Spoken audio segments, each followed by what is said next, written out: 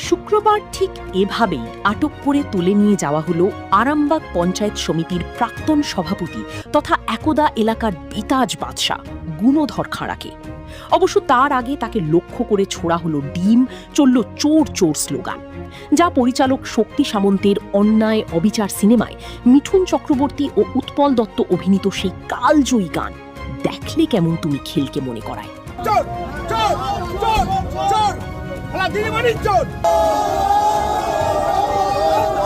চাকরি চুরি মামলায় নাম জড়ানোর পর থেকেই তৃণমূলের অন্দরই কোণঠাসা হয়ে পড়েছিলেন গুণধর।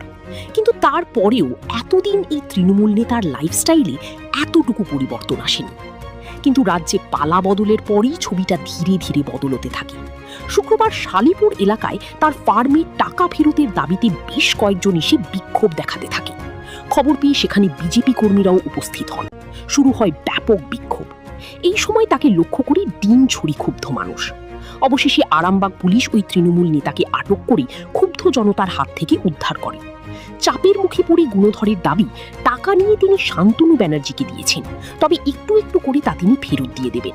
তৎকালীন সময় আমাকে যারা দিয়েছিল কর্মীদের চাপে পড়ে আমি নিয়েছিলাম, নিয়ে সেটা তখন আমার ভুল হয়েছিল, কিন্তু কর্মীরা অনুরোধ করেছিল, যারা দিয়েছে তারা অনুরোধ করেছিল, যারা দিয়েছিল তারা অনুরোধ করেছিল, আর যারা কর্মীরাও ছিল তারাও অনুরোধ করেছিল। সেই সূত্রে নিয়ে আমি দিয়েছিলাম। দেওয়ার পরে আমাকে সেখানে ইডি-সিবিআই ডেকেছিল, শান্তনু ব্যানার্জির কাছে দিয়েছিলাম।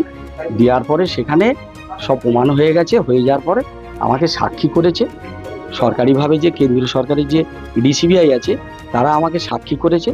আমি মাঝে মাঝে যাচ্ছি, আমাকে সাক্ষীর জন্য যখন যা ডাকে খবর দেয় আমি যাই।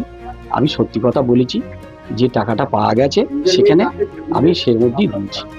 কতজনের কাছে টাকা নিয়েছিলেন সেটা আমার মনে নেই, যে কজন ছিল আমি ছিল আমি দিয়ে দিয়েছি। এবারে আমি ব্যবসা করে টুকটাক দিচ্ছি, এটা আমার ব্যবসা নয়।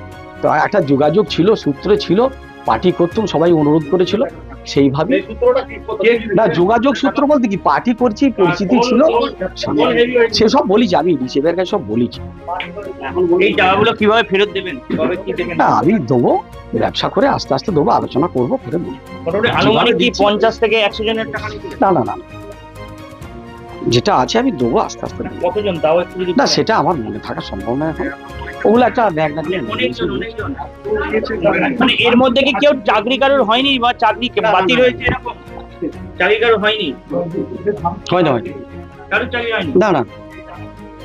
বিভিন্ন ধরনের খবরের জন্য লাইক ও সাবস্ক্রাইব করুন বাংলার কথা।